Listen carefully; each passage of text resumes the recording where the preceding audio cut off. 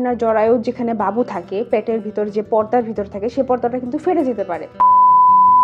গর্ভাবস্থায় অনেক মায়েদেরই খুবই সাধারণ, কমন কিন্তু অস্বস্তিকর একটা সমস্যা হচ্ছে পায়খানা শক্ত হওয়া বা কোষ্ঠকাঠিন্যর মতো সমস্যা দেখা দেওয়া। অনেকে লজ্জার কারণে তো এই বিষয় নিয়ে কথাই বলতে চান না, কিন্তু বিশ্বাস করেন ভাই, প্রেগনেন্সির সময়টাতে এই পায়খানা শক্ত হওয়া বা কোষ্ঠকাঠিন্যর সমস্যাটা দেখা দেওয়া খুবই কমন একটা বিষয়। তাই আজকের এই ভিডিওতে আমি আপনাদেরকে বলবো পায়খানা শক্ত কেন হয় প্রেগনেন্সির সময়টাতে, আর পায়খানা শক্ত হলে বাচ্চার কোনো ক্ষতি হয় কিনা। যদি পায়খানা শক্তই হয়ে যায় তাহলে এই সময়টাতে আপনি কি খাবেন আর কি খাবারগুলো এড়িয়ে চলবেন, আর কোনো প্রকার ওষুধ ছাড়াই ঘরোয়াভাবে এর সমাধান আপনি কিভাবে করবেন, আর কখন আপনাকে অবশ্যই ডাক্তারের কাছে যেতে হবে। এই বিষয়গুলো নিয়ে খুঁটিনাটি বিস্তারিত আপনাদের সামনে আমি তুলে ধরবো। তাই বলবো ভিডিওটা শেষ পর্যন্ত অবশ্যই দেখবেন, কারণ শেষে কিন্তু আমি আরও বিশেষ কিছু টিপস আপনাদের সাথে শেয়ার করব, যেগুলো জানা কিন্তু আপনাদের জন্য খুবই দরকারি। আপনি দেখছেন আমার চ্যানেল ইনায়ন মাজন, নতুন একটা পর্বে আপনাদের সবাইকে স্বাগত। যেহেতু আপনি ভিডিওটা দেখছেন তাহলে প্লিজ একটা লাইক করে দিবেন, আর যারা যারা নতুন দেখছেন তারা প্লিজ আমার চ্যানেলটা সাবস্ক্রাইব করে আমার পাশেই থাকবেন। তো চলুন আর কথা না বাড়াই মূল আলোচনায় চলে যাই। তো চলুন প্রথমেই আপনাদেরকে জানাই যে গর্ভাবস্থায় এই যে পায়খানা বা কোষ্ঠকাঠিন্যর সমস্যাটা কেন হয়, এর কারণটা কি। এর কারণ অনেকগুলোই রয়েছে। প্রথম দিকে যদি আপনাদেরকে বলতে চাই, প্রথমত কারণটা হচ্ছে আপনার হরমোনের পরিবর্তনের কারণে। দেখেন, আমাদের প্রেগনেন্সির সময়টাতে মায়েদের কিন্তু হরমোনের প্রচুর পরিবর্তন হয়। তো তার মাঝে যে প্রোজেস্টেরন হরমোনটা আছে সেটা কিন্তু প্রচুর মাত্রায় বেড়ে যায়। তো বেড়ে যাওয়ার ফলে কি হয়, ভিতরে যে অন্ত্রগুলো আছে যেগুলোতে আপনার কোলন আছে, সেগুলোতে খাবারগুলো মানে হয়ে নরম হয়ে টয়লেট আকারে বের হয়, সেই অন্ত্রগুলোর কাজগুলো ধীরে হয়ে যায়, মানে তারা আস্তে আস্তে কাজ শুরু করে, যার ফলে কি হয় পায়খানাটা তখন শক্ত হয়ে যায়। তার ফলেই কিন্তু পরে কোষ্ঠকাঠিন্যর মতো সমস্যা দেখা দেয়।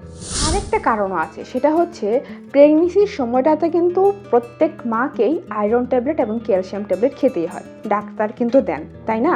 তো এগুলো তো বাচ্চার জন্য উপকার, ঠিক আছে, কিন্তু এগুলো কিন্তু আপনার শরীরের জন্য তখন এই যে কোষ্ঠকাঠিন্যর সমস্যাটা দেখা দেয়। কারণ আয়রন এবং ক্যালসিয়াম, বিশেষ করে ক্যালসিয়াম ট্যাবলেট খেলে আপনার পটিটা শক্ত হবেই। এটা একটা মানে গুরুত্বপূর্ণ একটা কারণ হচ্ছে কোষ্ঠকাঠিন্যর সমস্যা দেখা দেওয়া। আর একটা কারণও আছে, সেটা হচ্ছে আপনি যদি প্রেগনেন্সি অবস্থাতে আপনি পানিটা কম খান। দেখেন, আমি কিন্তু সবসময় বলি প্রচুর পরিমাণে পানি খেতে। পানি যদি আপনি কম খান তাহলে কী হবে জানেন, আপনার যে টয়লেটটা আছে সেটা কিন্তু শুকিয়ে যাবে। তো শুকিয়ে যদি যায় তাহলে তো সে তার বের হতে তখন তার তো কষ্টই হবে, তাই না। সে যদি তখন নরম থাকে তাহলে কিন্তু সহজে বের হতে পারে। সেজন্য কিন্তু বলা হয় পর্যাপ্ত পরিমাণে পানি খেতে। পানি কম খাওয়া কিন্তু কোষ্ঠকাঠিন্যর অন্যতম আরেকটি কারণ। কোষ্ঠকাঠিন্যর আরেকটি কারণ কি জানেন, আরেকটি কারণ হচ্ছে আপনি যদি কম নড়াচড়া করেন। দেখা যায় কি প্রেগনেন্সি অবস্থাতেই অনেক মায়েরই সমস্যা থাকে কিংবা এমনিতেই কম নড়াচড়া করে, কারণ তাদের যেহেতু পেটটা বড় থাকে তাদের নড়াচড়া করতে কষ্ট লাগে, তাই তারা মনে করে আচ্ছা থাক একটু না যাই বা এটা না করি, পরে করি। এরকম করতে করতে দেখা যায় যে মানে তাদের নড়াচড়াটা কম হয়ে যায়, যার ফলে কি হয় তাদের যে অন্ত্রগুলো আছে, ভিতরের যে অন্ত্রগুলো আছে সেগুলো ভালো মতো কাজ করতে পারে না, যার ফলে কি হয় এই যে আপনার পটিটা তখন শক্ত হয়ে যায়। তাই মনে রাখবেন, গর্ভাবস্থায় আপনি যদি অতিরিক্ত বেশি সময় শুয়ে থাকেন বা বসে থাকেন তখনই কিন্তু আপনার এই কোষ্ঠকাঠিন্যর মতো সমস্যাগুলো দেখা দিবে। পায়খানা শক্ত হওয়ার কারণ তো বললাম, তো চলুন আপনাদেরকে এখন বলি যে পায়খানা যদি শক্ত হয়ে যায় তাহলে আপনার কি কি ক্ষতি হতে পারে। অনেকে তো এই কথাটার কোনো গুরুত্বই দেয় না, অনেকে ভাবেন এটা তো একটা ছোট সমস্যা, কিন্তু ভাই মনে রাখবেন এটাকে যদি আপনি অবহেলা করেন পরবর্তী সময় কিন্তু এইটাই আপনার বড় কোনো ধরনের রোগের মানে মাধ্যম হয়ে যাবে। আপনার যখন পায়খানা শক্ত হয়ে যাবে তখন আপনি কি করবেন, অতিরিক্ত চাপ দিবেন। তখন অতিরিক্ত চাপ দিলে আপনি কি হবে জানেন, আপনার পায়ুপথটা ফেটে যেতে পারে, পায়ুপথ ফেটে সেখানে আবার পাইলস হতে পারে। এছাড়া আপনার তল পেটে প্রচণ্ড পরিমাণে ব্যথাও হতে পারে, যেহেতু আপনি প্রেশার ক্রিয়েট করবেন সেই জন্য। তবে আপনি যদি খুব বেশি জোরে চাপ দেন তাহলে কি হবে জানেন, আপনার জরায়ুতে প্রচণ্ড পরিমাণে চাপ পড়তে পারে।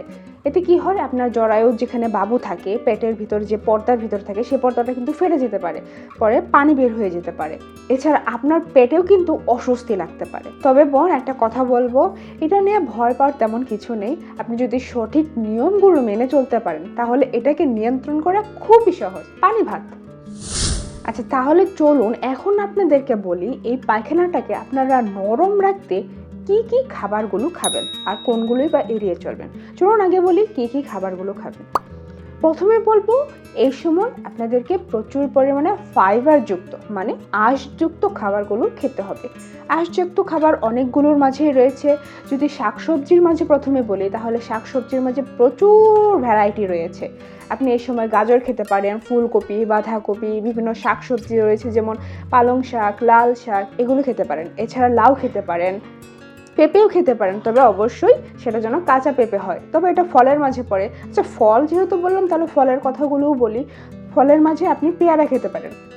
পেয়ারাতে কিন্তু প্রচুর প্রচুর প্রচুর পরিমাণে আঁশ রয়েছে। আচ্ছা, পেয়ারা নিয়ে কিন্তু আমাদের একটা ভিডিও আছে, সেটাও দেখতে নিতে পারেন, কারণ সেখানে পেয়ারার গুণাগুণ কী কী উপকার সেটাও বলেছি। যাই হোক, পেয়ারার সাথে সাথে আপনারা আপেলও খেতে পারেন, তারপরে নাশপাতি খেতে পারেন, কমলাও খেতে পারেন, ভিটামিন সি। এইগুলো খাবেন কিন্তু অবশ্যই খোসা সহ। কমলা আবার খোসা সহ খেতে যেন না।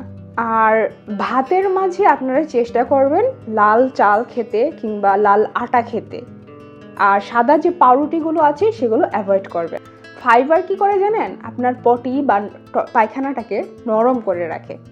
আরেকটা কাজ আপনাদের করতে হবে, সেটা হচ্ছে প্রচুর পরিমাণে পানি খেতে হবে। দিনে অন্তত 8 থেকে 10 গ্লাস পানি আপনাকে পান করতে হবে। একটা কাজ করবেন, সকালে ঘুম থেকে উঠে 1 গ্লাস, চেষ্টা করবেন 2 গ্লাস, না পারলে 1 গ্লাস হালকা কুসুম গরম পানি খেয়ে নেবেন। তাহলেই দেখবেন আপনার পটিটা নরম হবে ইনশাল্লাহ। আরেকটা খাবারও আছে, সেটা হচ্ছে দই। দই কিন্তু টয়লেট নরম করতে খুবই কার্যকর একটি খাবার। কিভাবে জানেন? আপনি যদি দৈনিক 1 বাটি করে দই খেতে পারেন, তাহলে আপনার যে অন্ত্র আছে সেই অন্ত্রে ভালো ব্যাকটেরিয়াগুলো যে আছে সেটা কিন্তু বেড়ে যায়। আর ভালো ব্যাকটেরিয়াগুলো কিন্তু টয়লেট নরম করতে এবং পিছনে ঠেলে দিতে খুব সাহায্য করে। আরেকটি খাবার আছে, সেটা খুবই নিরাপদ এবং খুবই কার্যকর একটি খাবার, সেটা হচ্ছে ইসবগুলের ভুসি। এটা কিন্তু আমরা কম বেশি সবাই জানি, কোষ্ঠকাঠিন্যের জন্য ইসবগুলের ভুসি খুবই কার্যকর, খুব কাজ করে।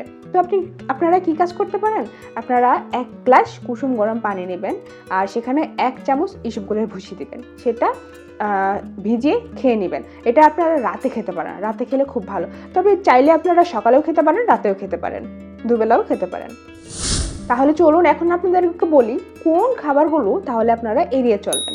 দেখেন, প্রথমেই তো আপনাদের এটা জানা দরকার যে আপনাদের কি কোষ্ঠকাঠিন্য হলে অবশ্যই তেলে ভাজা বা ভাজা পোড়া যে খাবারগুলো আছে সেগুলো সম্পূর্ণ অ্যাভয়েড করতে হবে। ফাস্ট ফুড, এমনকি অতিরিক্ত বেশি চা বা কফি, আর অবশ্যই সাদা পাউরুটি, আর লাল মাংস গরুর মাংস যেগুলো আছে, গরুর মাংস বা খাসির মাংস লাল মাংসটাকে অ্যাভয়েড করতে হবে। আপনারা যদি এগুলো খান তাহলে কি হবে জানেন? আপনার পায়খানাটা আরও বেশি শক্ত হয়ে যেতে পারে। তাই এই খাবারগুলো সম্পূর্ণ অ্যাভয়েড করতে হবে। চলুন আপনাদেরকে এখন ঘরোয়া উপায়ে কিছু সহজ অভ্যাসের কথা বলবো, যেগুলো কিনা আপনার যে দৈনন্দিন যে টয়লেটের বা বাহিরে যাওয়ার কাজটা সেটা সহজ করে দেবে। প্রথমেই বলবো, আপনারা একটা নির্দিষ্ট টাইম মেনটেন করবেন টয়লেট করার জন্য, পায়খানা করার জন্য। টাইমটা মেনটেন করলে কি হয়, একটা নির্দিষ্ট সময় যদি মেনে চলেন তাহলে ওই সময়টাতে দেখবেন আপনার চাপটা তৈরি হবে। আর চাপ পেলে পায়খানার চাপ যখনই পায় না কেন, আপনি কোনোভাবেই দেরি করবেন না, আটকিয়ে রাখবেন না। আটকিয়ে রাখলেই কিন্তু সেটা শক্ত হয়ে যাবে। যখনই চাপ পাবে, আপনার পায়খানা পাবে আপনি ভাবছেন, তখনই আপনাকে টয়লেটে যেয়ে পায়খানা করতে হবে, না হলেই কিন্তু সেটা শক্ত হয়ে যাবে, আটকে যাবে। আর একটা কাজ করতে পারেন, পায়খানা হওয়ার আগে আপনি একটা নির্দিষ্ট সময় সিলেক্ট করলেন, তার আগে আপনি 20-30 মিনিট হেঁটে নেবেন, তাহলে দেখবেন আপনার পায়খানাটা আরও সহজেই হয়ে যাবে। আর একটা কথা, জোর দিয়ে কখনোই পায়খানা করবেন না। কেন জোর দিয়ে করবেন না সেটা কিন্তু আগেই বলেছি, তো সেই জন্য এটা মনে রাখবেন, জোর দেওয়া কিন্তু কোনো সমাধান নয়, এটা অবশ্যই মনে রাখবেন। আচ্ছা, অনেক আপুরই একটি প্রশ্ন থাকতে পারে যে কোষ্ঠকাঠিন্য সমস্যার জন্য কোনো প্রকার ওষুধ কি খাওয়া যাবে কিনা। আমি বলবো না, নিজের ইচ্ছায় কখনোই কোষ্ঠকাঠিন্যর জন্য কোনো প্রকার ওষুধ খাওয়া যাবে না। তবে ডাক্তার যদি চান তাহলে আপনাকে যে ফাইবারযুক্ত যে মেডিসিনগুলো আছে বা ওষুধ বা সাপ্লিমেন্টগুলো আছে সেগুলো দিতে পারেন।